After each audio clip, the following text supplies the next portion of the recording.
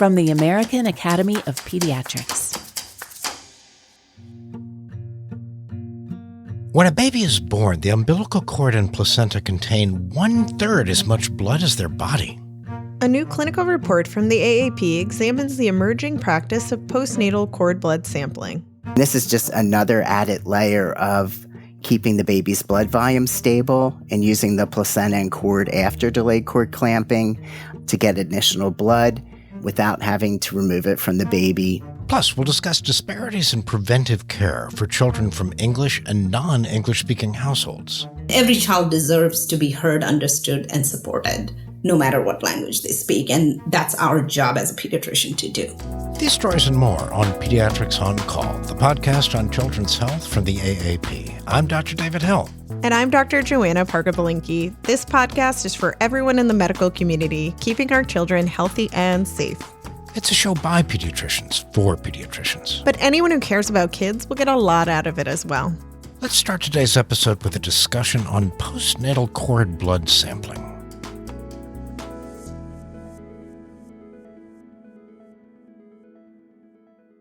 David, I don't make you do math on the show that often, but I am a neonatologist. So, how do you calculate the blood volume of a 500-gram baby? Oh, come on, really? This is what we're going to do? Okay. Yeah, sure. Give me a test, why don't you? Well, as I recall, the blood volume of a baby is about 80 milliliters per kilogram. So, I don't know who drilled that into my head. But you're right, David. 80 mg per kg. Keep going. Okay, so you got a 500-gram neonate, and that's about 1 pound, 2 ounces for those who want to do that conversion. And that's kind of a big patient for you, isn't it? But at 0.5 kilos, that would be 40 milliliters, only 40 milliliters of blood. Yes, David, great job. And for perspective, that is about 1.4 ounces, so it's a really small volume of blood. And those tiny babies need a lot of blood draws in the NICU. Then they need blood transfusions. So we try to do whatever we can to minimize the blood we take. Well, you'll be really excited then about a new clinical report in pediatrics entitled Postnatal Cord Blood Sampling. And we have lead author, Dr. David Kaufman, here to talk about it. Dr. Kaufman is also a neonatologist and a professor of pediatrics at the University of Virginia School of Medicine. He's an active member of the Committee on the Fetus and Newborn of the AAP. Dr. Kaufman, welcome to the show. No, it's good to be here. I'm impressed already with everything you guys know. The mental math. Yeah, good job, David. All right, well, I'm not sure about that mental math up there, but neonates, regardless of their gestational age or size, do have a lower blood volume compared to their size than adults. When they do wind up in the neonatal ICU, how many lab draws do they typically need? Well, they need a very large blood draw that could be 5 or 10 mLs, like initially, because they might need a CBC to see what their white count is and their hematocrit, a blood culture, because often we're worried about infection with these, especially preterm infants delivering early.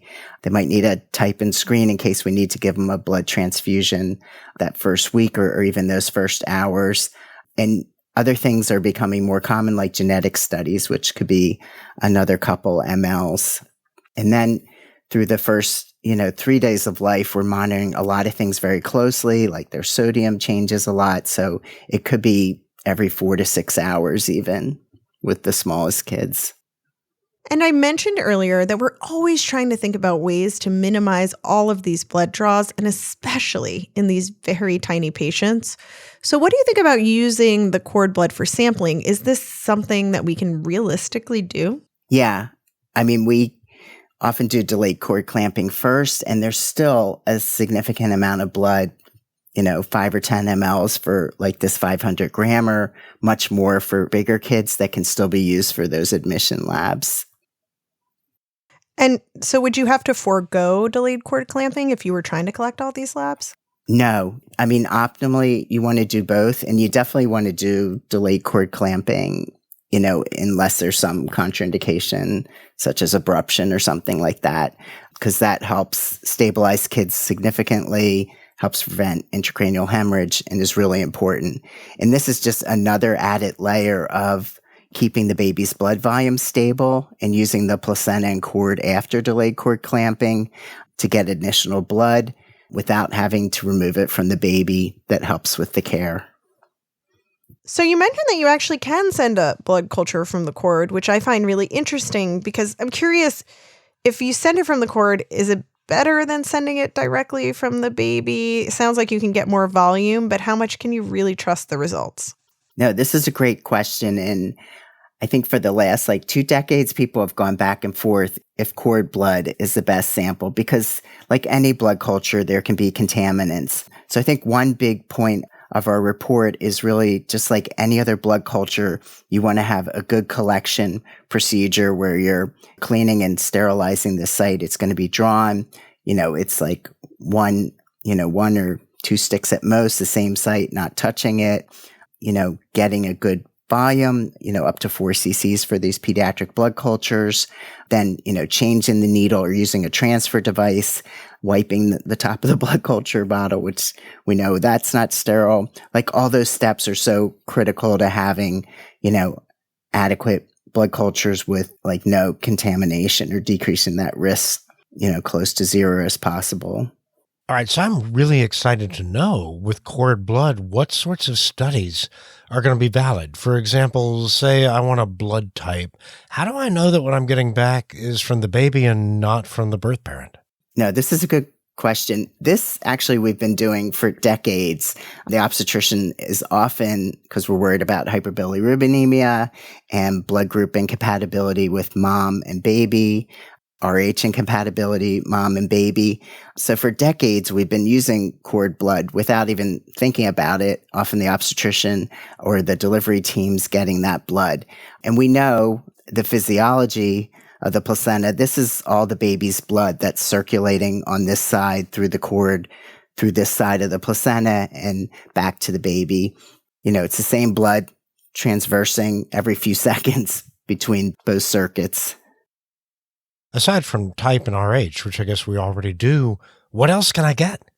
You can get a CBC, so that gives you the white count, the hematocrit, platelet count, which are often things we, especially in a preterm infant, we're always wondering, if it's an infection, what their white count is. There's different diseases like preeclampsia or infection that affects the platelets. So really important information we can get from the CBC. We're worried about infection, so the blood culture we can get.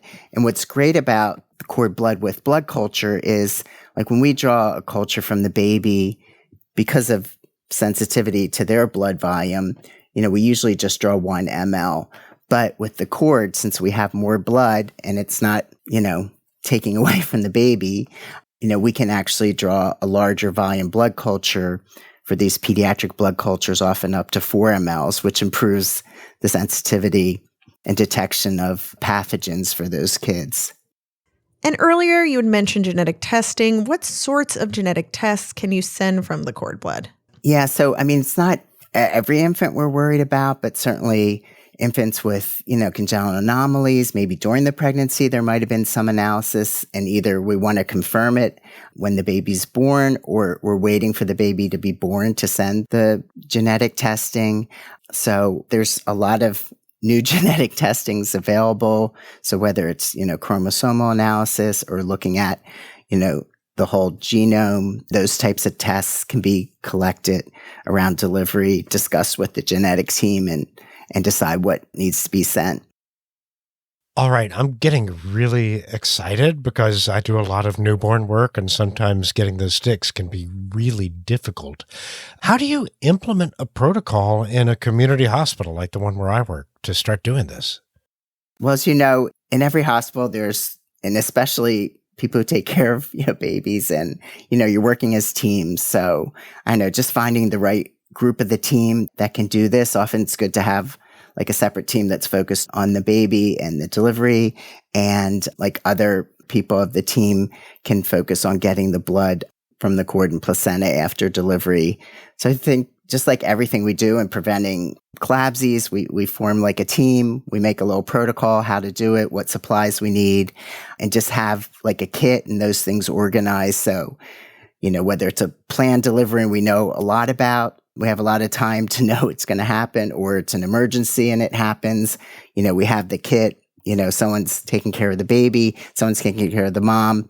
and other members of the team can draw the admission labs or what other labs are needed after delivery. And if you are using the cord blood for labs or for diagnostic purposes, is there still enough there to be banked if that's what the family wants? Yeah. I mean, this goes along with coming up with a guideline or protocol. So, if you're going to need it, in addition for admission labs, for research studies, often we're looking at different things with cord blood. But for cord blood banking, I think you just want to prepare, figure out, what parts of the cord that will be accessed to collect the blood. In a kid who's very low birth weight, less than 2.2 pounds or less than 1,500 grams, it might not be feasible to do cord blood banking, even if you weren't doing admission labs because of the volume you need. But for a term infant, there's almost 100 mLs and plenty to do, admission labs if an infant needs that, research studies if that's needed, as well as banking of the blood. Well, it's always a pleasure for me to talk to another David. Fortunately, there are a lot of us in our generation, but sometimes that conversation does turn bloody. Any last takeaways for us on postnatal cord blood sampling? So I think one big takeaway for the OB team or the delivery team is clamping after delayed cord clamping, clamping that cord so the blood is in the placenta and cord unit. So we have the optimal amount, whether we need it for the admission labs, research testing, or cord blood banking. And then just as we were talking about before, having a team, having the supplies together in a kit, so we have the tubes, we can do things promptly. Getting it closer to the time of delivery also improves the accuracy of the results. So, you really want to get it, within that first hour, but the closer to delivery, the better. And, just working as a team to get this done and send it to the lab with the right labels. Well, Dr. Kaufman, I think this will change practice in a lot of birthing hospitals. Thank you so much for joining us today. No, it was my pleasure. Thanks for having me. To read the clinical report, postnatal cord blood sampling, and more, visit our website at aap.org/podcast. Coming up, we'll look at disparities in preventive care in English and non-English speaking households.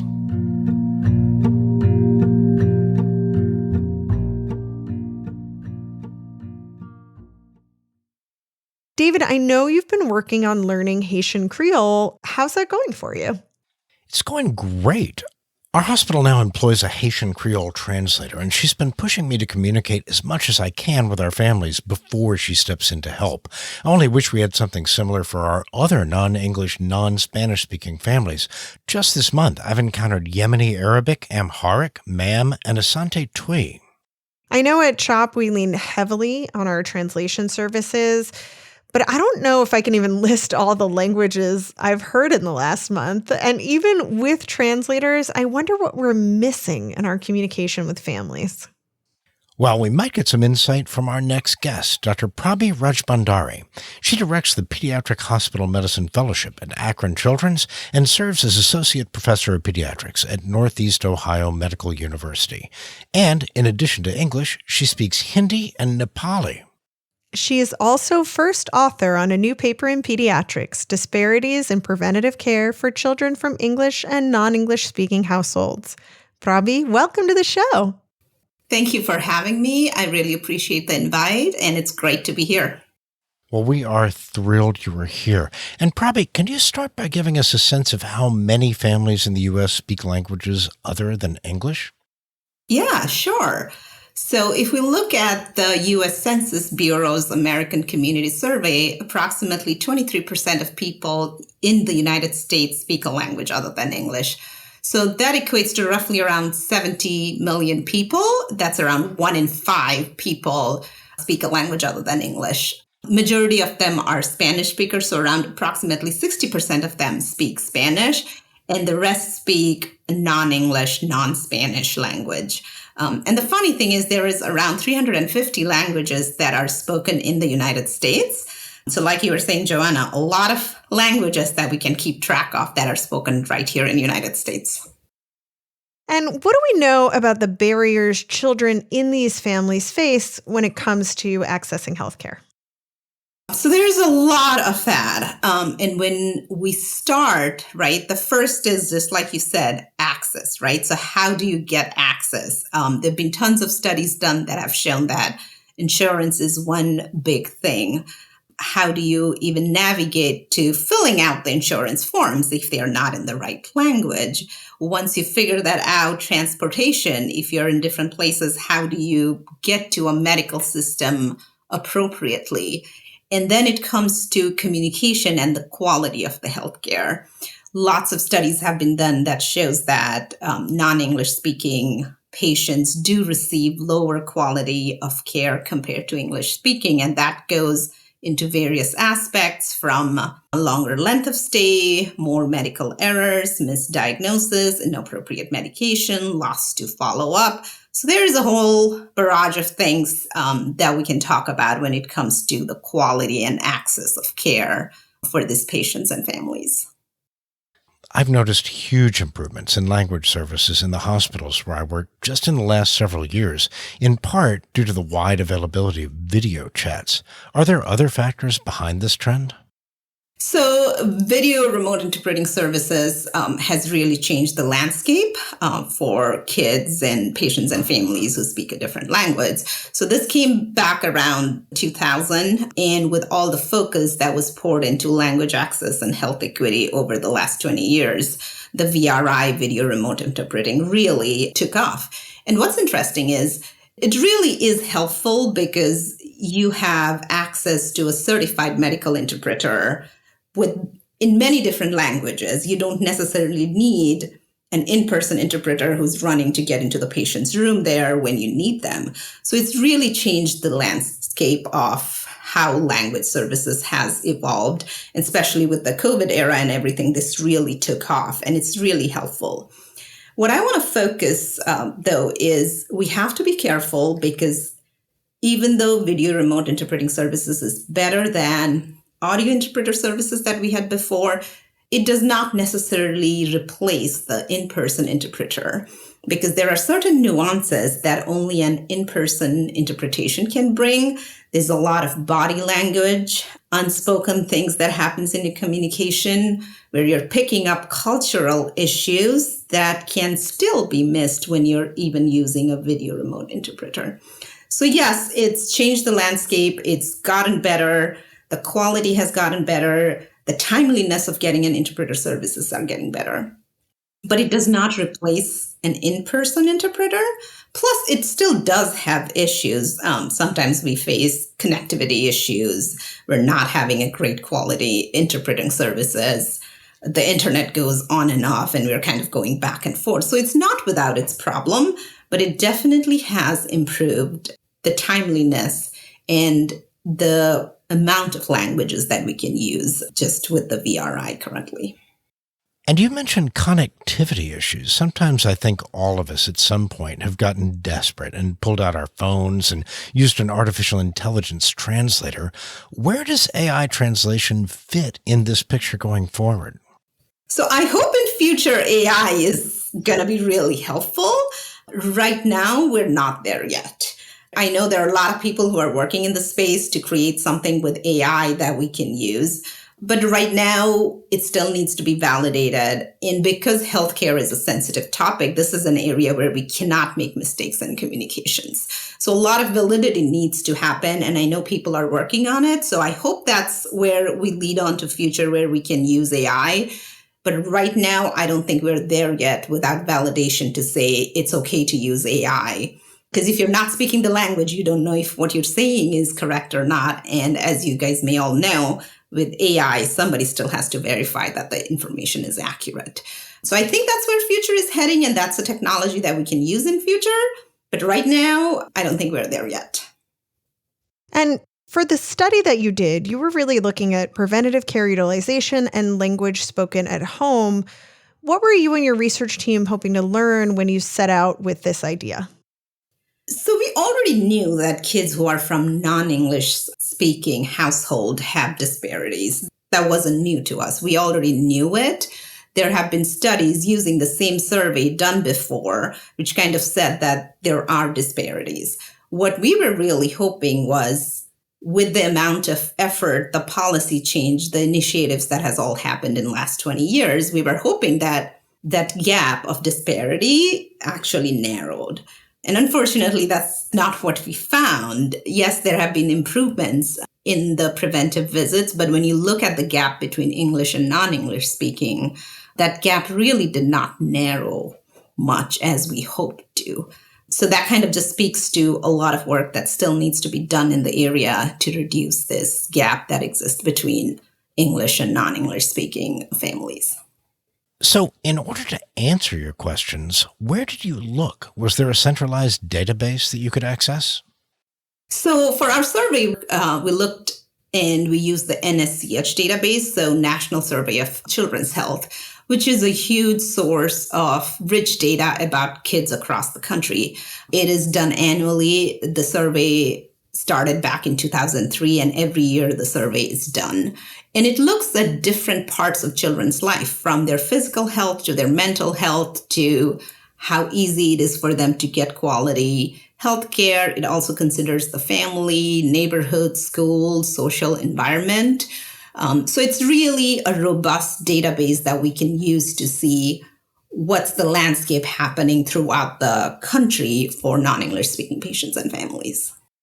But I can imagine that database had a lot of linguistic diversity in it, and so did your study population as a result. So how did you sift through all of that to really figure out how much the language barrier was affecting care utilization?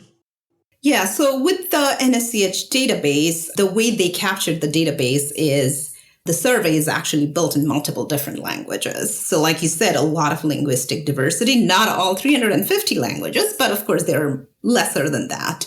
The way the data is built and they make it public is that the languages are divided into three specific areas. So one is English speaking.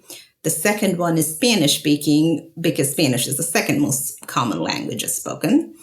And the third one is what we call in our paper non-English, non-Spanish speaking. And that's the way the data was provided to us, because they combine all the non-English, non-Spanish speaking population in one category.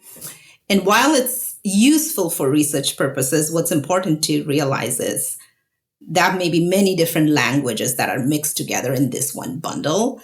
So little nuances of cultural context may be overlooked because we are still combining all of those non-English, non-Spanish speaking in one population.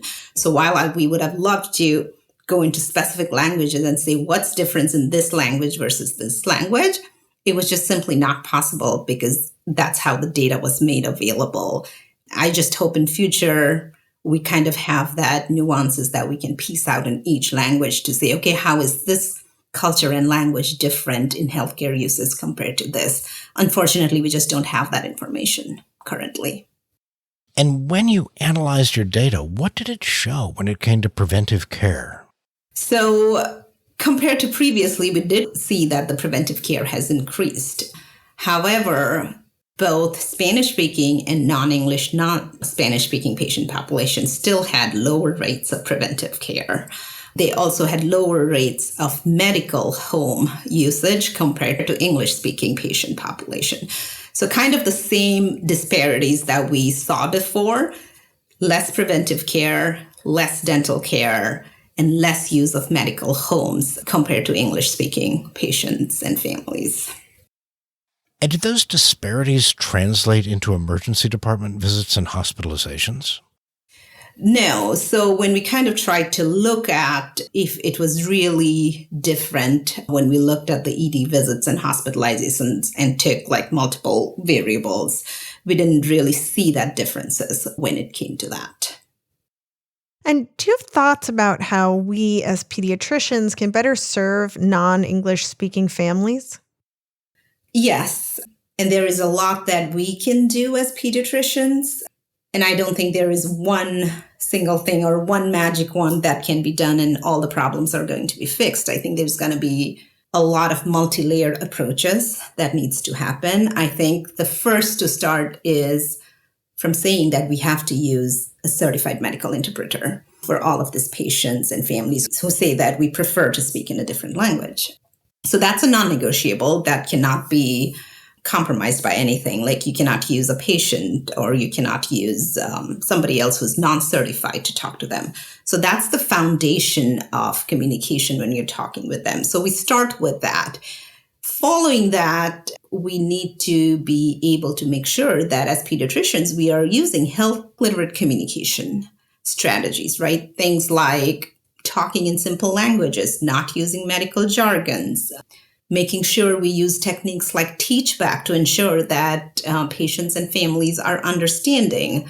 Just because you're repeating the words does not mean the patients and families are understanding what you're saying. So that's key to understand that, yes, you have to use a medical interpreter, but you also have to speak in a way that the patients and families understand what you're saying. And third, I think it needs to be a system level approach, right? We as pediatricians can try, but again, we work in a healthcare institution. There needs to be changes that needs to happen at a system level. And this needs to be things like easy access to insurance, making sure that you have translated materials that's available. There is no point handing them over a paper in English and saying, fill this out, when they don't know how to read that paper. Things like that.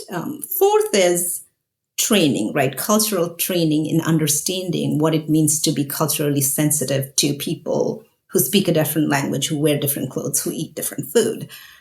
And building trust and rapport with the families. You cannot do any of that if you don't have that trust that you can build. And it's also important to state that we need to train the next generation of people who are coming in there. It's not just fixing today's problem and let's move on. If we want this to be better, there needs to be a proper training that needs to happen. So the doctors who are coming in tomorrow are good with communicating with people who speak a different language and use a health literacy approach when they're talking with patients and families. At the end of the day, as pediatricians, it's our job to protect the child. This means that we have to ensure equity, safety, and respect to all patients and families. And every child deserves to be heard, understood, and supported, no matter what language they speak. And that's our job as a pediatrician to do. Well, I think what you just said might count, but I will push you a little bit and ask if you have any other big takeaways from these data that you'd like our listeners to know. A lot from here, right? Like I said, when we started this project, I was really hoping that the gap gets narrowed. We knew that it was not going to be the same, but my hope really was we show something that, look, we have put so much of effort in the last 20 years in this area, and here we have seen the results, it's getting narrower. And it didn't, which kind of just points out and saying the work still needs to be done. Whatever we have done, it's great. We have made improvements, but we're nowhere near closing the gap for English and non-English speaking patients and families. So this is not the time to stop doing the work that we're doing. We need to continue to pursue the work so that we can provide equitable care for everybody. Dr. Prabi Rajbhandari, thank you so much for joining us today. Thank you for having me. To read the study, Disparities in Preventive Care for Children from English and Non-English Speaking Households, go to aap.org/podcast.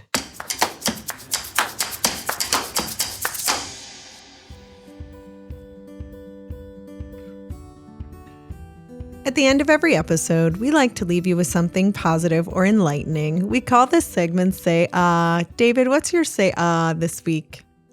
My say ah is just walking outside at dusk. We are at the time of year when the frogs go absolutely nuts. And if we just sit on our porch, we can hear them just singing, thousands of them. And then if we take the dogs on a little walk at that time, we actually see a few of them. Last night was frogs, toads, and one tortoise. My say ah is not about amphibians or reptiles. Though I am a little scared, David. Why not? Yeah. My oldest daughter really wants a snake, and she has been really pushing us on if we should get one for her. So maybe this is enlightening, David. We need to have a long conversation about what the best snake would be. No better time than the podcast, David. So maybe this actually is my say, because you made me think of this request. And, if our listeners have any input into this, I would love it. I've never owned a reptile, and I'm not scared of snakes, but I'm maybe scared of what you feed them. So I'm going to throw out juvenile corn snake, and then we will wait for the comments to come in. Juvenile corn snake that I should get for my children. Okay. Yeah. Okay, Yeah, I'm going to look you this can get a up. corn Thank you, snake. David. This was really helpful. Yeah. I'm so enlightened. Absolutely. I hope everybody will chime in now, all of our snake lovers. That's it for today's episode. If you like Pediatrics on Call, please subscribe on your favorite podcast app and help us spread the word. Follow us on YouTube, Facebook, and Instagram at Pediatrics on Call. Pediatrics on Call is a production of the American Academy of Pediatrics. Our producers and editors are Ann Johnsos and Claire Keating. Our audio engineer is Doug Nagel. Joe Puskars is our associate producer, and Susan Martin is our executive producer. Our theme music was composed by Matthew Simonson. Join us next week when we'll bring you the July edition of First Up. We'll talk to the Associate Editor of Digital Media for the journal Pediatrics, Dr. Rachel Moon. I'm Dr. David Hill. And I'm Dr. Joanna Parga-Belinkie. Thanks for listening.